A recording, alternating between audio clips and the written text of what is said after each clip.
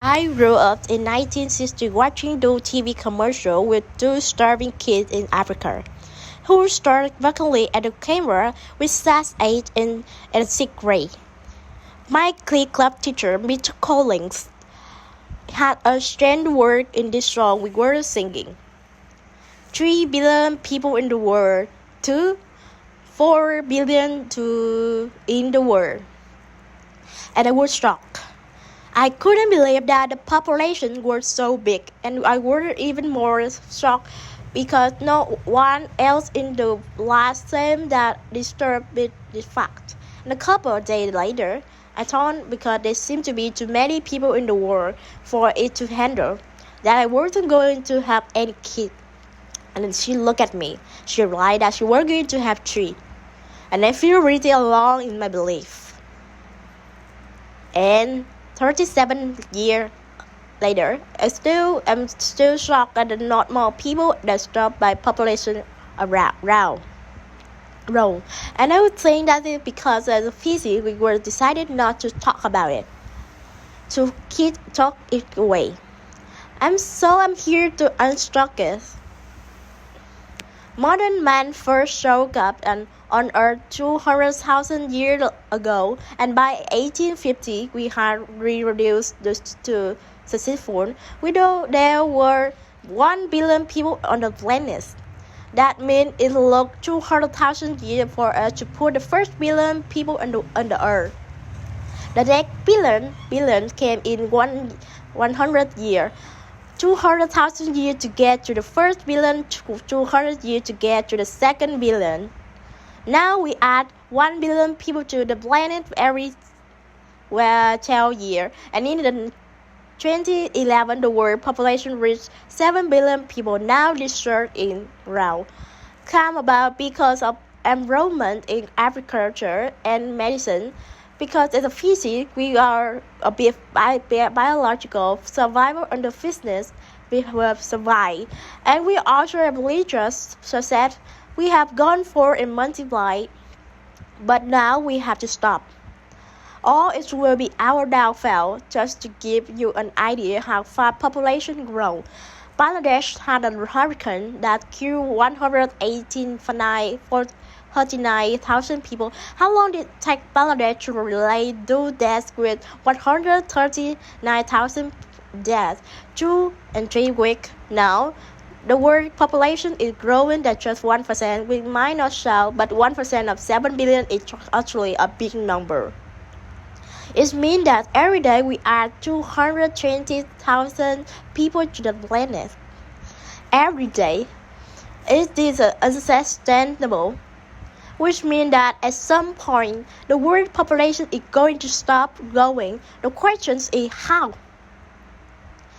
Will it stop growing because of the famine, disease, or war over resources? Or will it stop growing because people choose to have smaller family? And by smaller family, I mean one child family.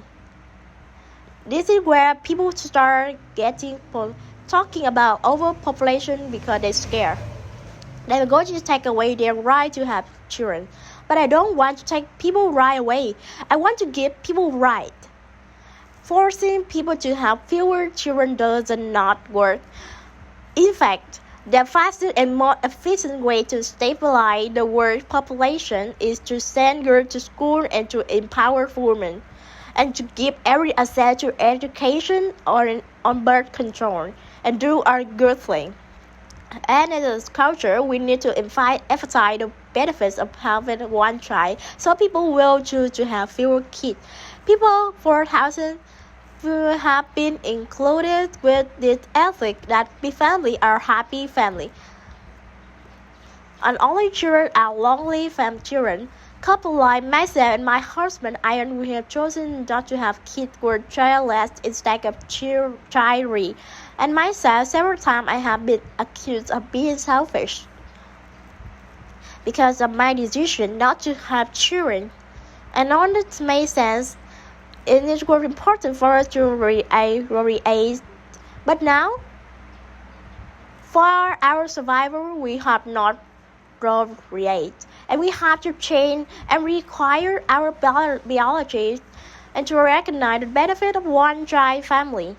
Because right now, mostly what we, for example, when a country population down, there is one economic dump and lump. People capitalize it based on the internal capitalism depend upon more and more consumer. So yeah, when population lower, the economic will suffer. But it will suffer less than if there no more oil, food and water because there are 10 billion people on the planet in 40 years, which is that the UN is projecting. Now you might be thinking, okay, this population is so troublesome, but we should have the baby.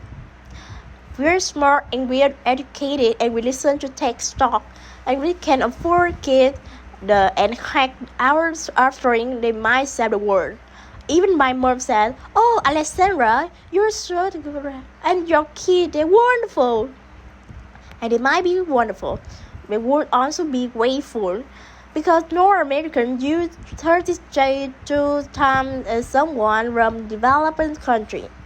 And so even more important, we have smaller family. For example, someone in the United States on average use 176 gallons of compared to the average person from Africa who only use 5 gallons a day. And it is not just with poor country either. We here in the United States, we use drier energy as someone from rain or England or Japan, with a lot of countries that have a higher than we do in the United States. But we have on a spur the one child family, especially if you are living here.